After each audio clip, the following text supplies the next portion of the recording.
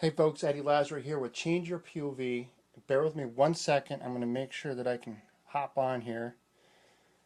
I've got the camera in reverse so you can see what the writing is on the board, which means that I can't see the screen on the TV. So I've got a computer here I'm trying to link up.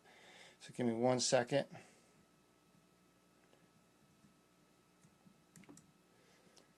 And tonight, really quick, on Mountain Up Nation, I want to talk about converting military experience.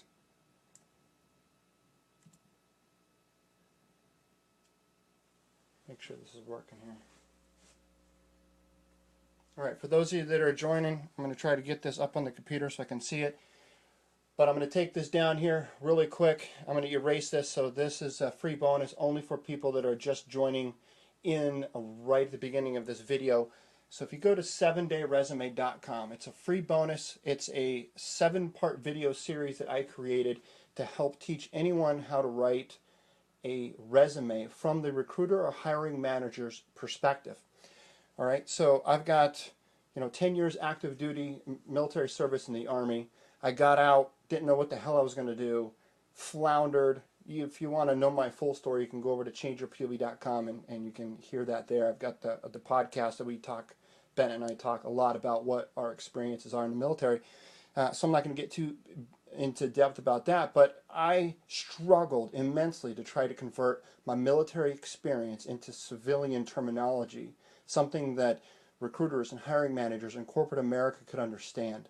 I finally figured it out. I worked in corporate America and I worked as a hiring manager, and I actually sat in interviews and read thousands of resumes of guys very much like you, guys and gals getting out of the military, and they just had no idea how to convert. So that's what we're going to talk about tonight.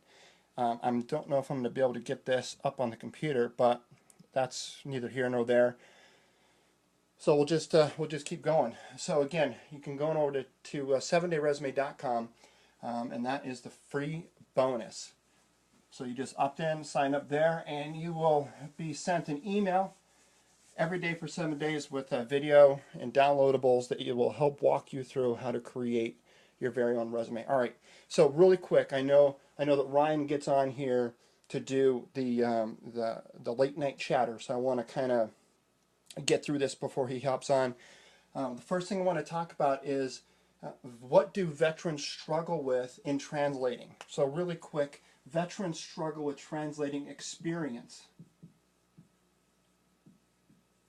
As we all know, veterans struggle with translating their trainings. They struggle with translating their skill sets and accomplishments.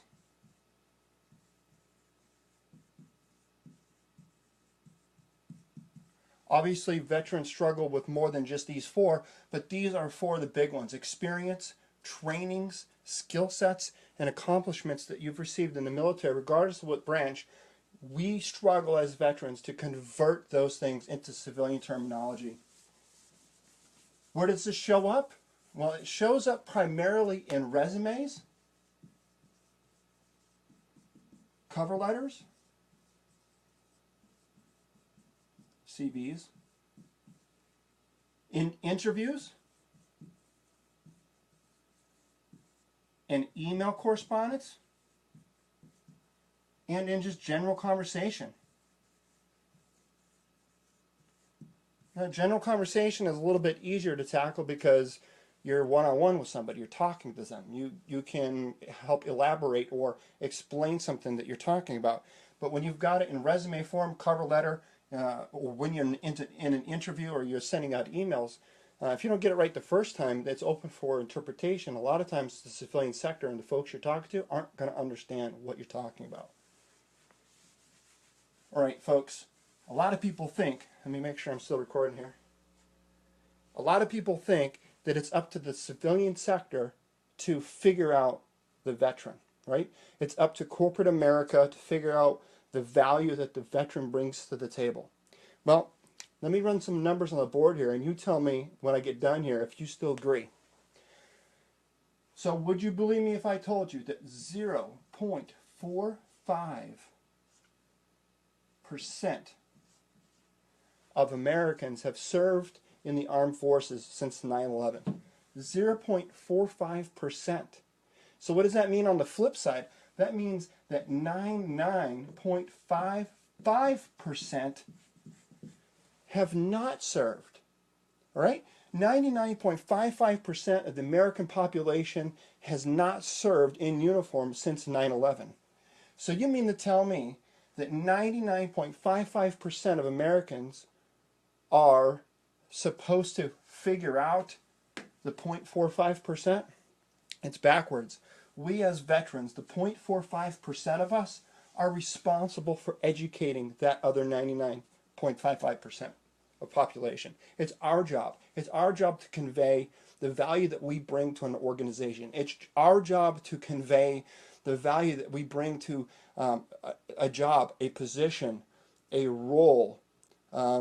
Maybe it's our own company. Maybe we own our own company and we're going around and we're trying to sell things, B2B, B2C, whatever the case may be. It's our job to convey that message, right? We have to translate it.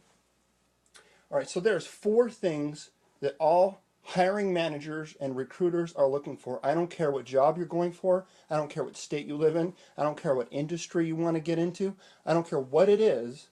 There are 4 primary things that everyone is going to look for in your resume. They're going to look for in your cover letter. They're going to look for in an interview. And here they are.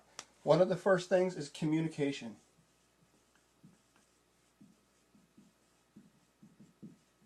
And this comes in 2 forms. It comes in both written and verbal.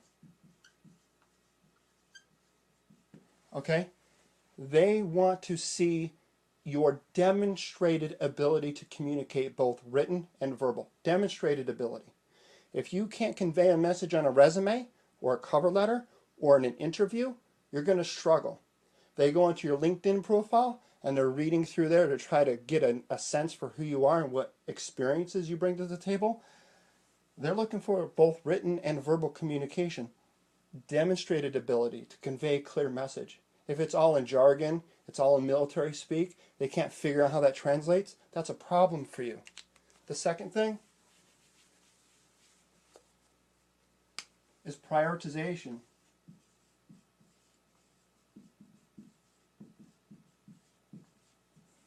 They want to see your demonstrated ability to prioritize. Everyone leaves work undone all day, every day, right? If you've got a 9-to-5 job, or it doesn't matter what you do, if you leave work at the end of the day and you've gotten everything done, then you don't have enough work to do. Let's be honest with ourselves. Everyone leaves work on the table every single day. The question is, are you doing the right things? Not are you doing things right, but that's important too, but are you doing the right things? Are you prioritizing the things that you need to get done? The things that are most critical, the things that need to get done, and if they didn't get done, KPIs, like your key performance indicators, will fail, or the bottom line of the company, or whatever the case may be, whatever your job's roles and responsibilities are, would suffer. You need to find a way to identify and to demonstrate your ability to prioritize in your resume, in your interview. Number 3, execute.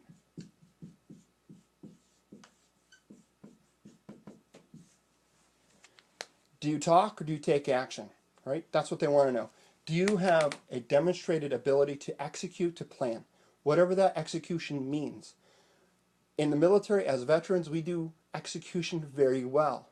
That's a plus for us. But how do you convey that execution in language that a civilian employer or a hiring manager or a recruiter would understand? And finally, last but not least, is work well. You have to be able to show and demonstrate that you work well with others. Okay?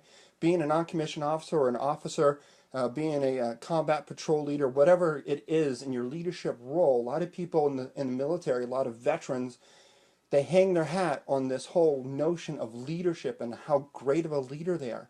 That's fine if you can find a way to actually demonstrate those skills in working well with others, not just your team, but your counterpart. So perhaps you were a squad leader. How well did you work with your counterpart, your counter squad leaders. How well did you work with your boss? That's your platoon sergeant, your platoon leader, your first sergeant, your commander. How well did you work with your directs, your soldiers, your airmen, your boots, whatever you want to call them? You have to find a way in your written and verbal communications on your resume, your cover letter, and your interview to demonstrate your ability to work well with others. I don't care how good you are, if that hiring manager recruiter can't see you working in that particular role and working well with the other members of their team, they're not going to hire you.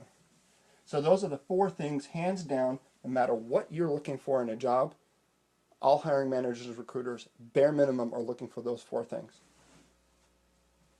All right, now, it's easy to just say you need to convert your military experience. It's easy to say that. As a matter of fact, it's one of the most anecdotal things I hear all the time from everybody.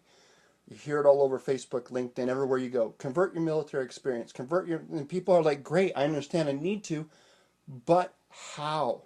How do I do that? Now, there are websites out there where you can go in and you can punch in your rank, your MOS, how long you served, and then, maybe some awards that you've had, some stations that you've been to, trainings that you've attended, whatever the case may be, and then it'll spit out all these great and wonderful things that are supposed to be transferable into the civilian sector. Some of those things do in fact transfer, many of them do not. So how do I explain this so it fits the model for everyone? Well, this is going to require you, who's watching this video, to kind of think outside the box a little bit and follow me here. We're going to take an example. We're going to take an example of a moment. So think back in your military career. Think back of a moment where you accomplished something that was really cool, right? It was very cool from a military standpoint. Perhaps you took down a mortar team, or you air assaulted out of a helicopter, or you launched some rockets, or you threw a live grenade, or you breached an obstacle, or you were glassing some bad guys, and whatever it is, that cool thing, that pinnacle moment in your military career. Think about that in your head right now. And I'm going to use an example. I'm going to use the example of air assaulting onto an OP at NTC. Now, for those that may not be aware, NTC is the National Training Center. It's very similar to some other training centers that are out there, but NTC, most people are probably familiar with that. So let's assume that this is your well, I keep hitting the microphone. Let's just assume this is your pinnacle moment, right? You've air assaulted out of a helicopter into an observation post at the National Training Center at NTC, all right? So that pinnacle moment is right here. Let me make sure I got that in the camera, and I do. Okay, so that's your pinnacle moment, all right? Now, when you go and you're writing a resume or you're in an interview, it's very, very tempting to pull back onto this moment in your life and talk about that, because that moment in your life means a hell of a lot to you. However, remember, in an interview, communication is done by the listener. That's the person you're interviewing with. That's the hiring manager. That's the recruiter. They don't care what's cool to you from a military standpoint. They want to know, how does that translate into the role they're trying to fill? Okay? So here's what you do.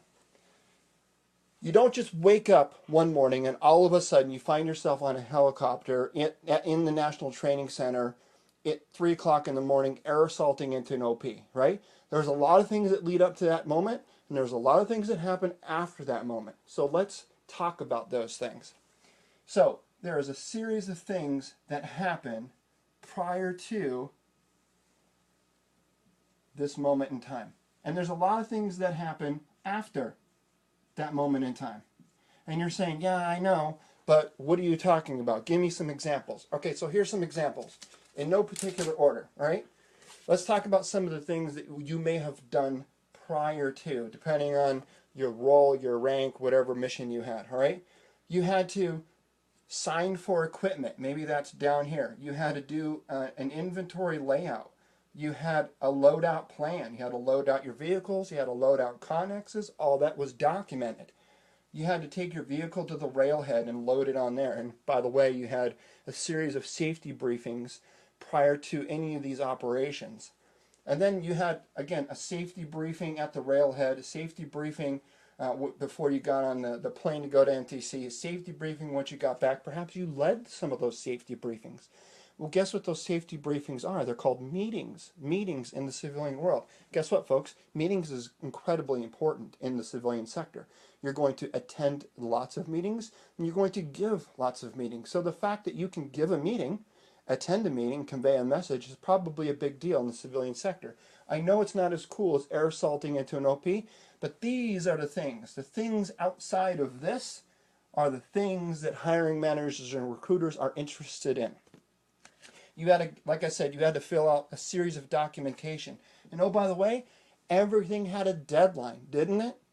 Everything had a deadline. You had to have all of these things accomplished in sequential order, and it had to be done by a particular time in order to make all your deadlines. You had a loadout deadline, you had a railhead deadline, you had a fly date deadline, you had a boots on the ground deadline, you had all along the way, there was deadlines along the way.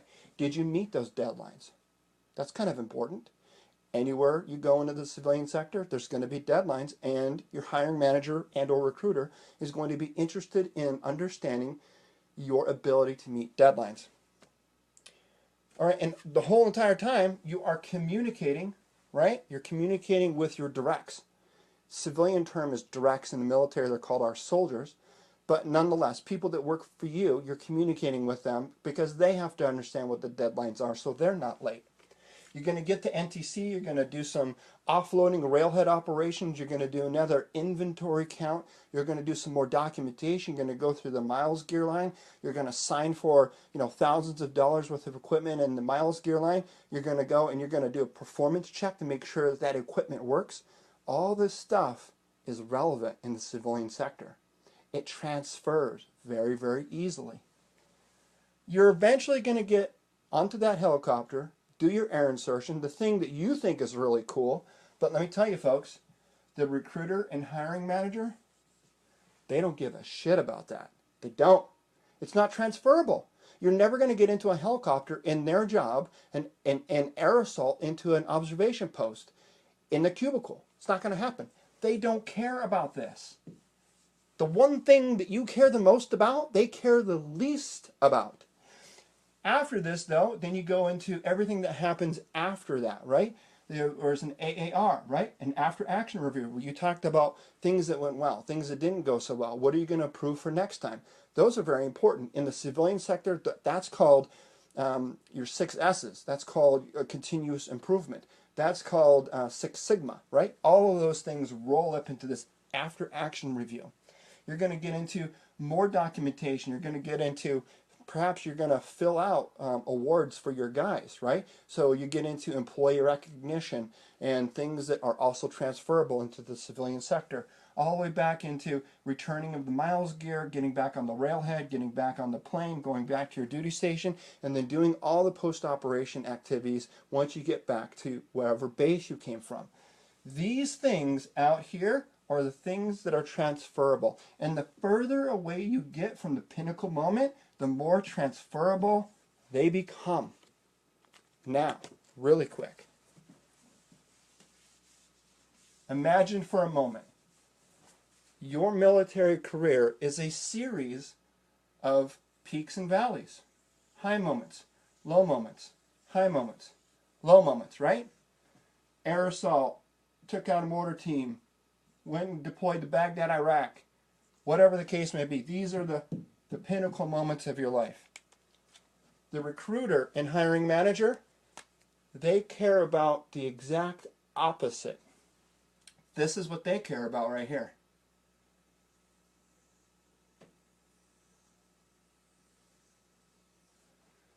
So the things that you find to be non-relevant are the things that are extremely relevant to the recruiter and hiring manager. The things that you find really cool, things that matter to you, mean absolutely diddly shit to the recruiter and hiring manager. All right? So, different concept. And again, the reason why I'm showing you this is because nothing frustrates the hell out of me more than people just saying, oh, you need to convert your experience. Fine, jackass. Show me how to do that. Well, there you go. That's a way of thinking about what the recruiter and hiring manager really truly care about. So pick a moment in your life, in your military career, and start to just sketch it out. Write down all of the things that you did prior to and all the things that you did afterwards, and I guarantee you, you will find things in there that are extremely transferable, that are not just transferable, but they're extremely valuable to the hiring manager and recruiter. All right? So that's going to wrap it up. I got to get off here so Ryan can come on here and do the late night chatter.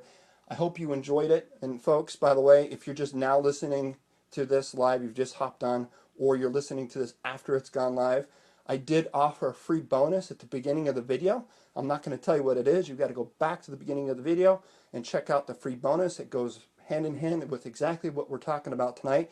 And you know what? If you got any questions at all, whether this is live or even after it's gone live, go ahead and leave your questions in the comment section below the video, and I will compile all those questions and I'll do a follow-up post where I'll answer all those questions. I'm here to help you. I've been here. I've done that. I know what I'm talking about. This works, folks. It works. All right. That's all I got. And if you want to know more about me and what I've got going on, just head on over to changeyourpov.com.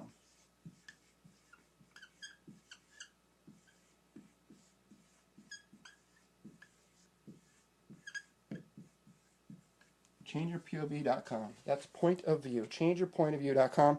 And I have a podcast. Got an episode that comes out Mondays, Wednesdays, and Fridays. It's on iTunes, Stitcher, Player FM, any other podcast aggregator that you might be listening to. So you can go on over and you can find that at Change Your POV Podcast. All right, folks. Talk to you later.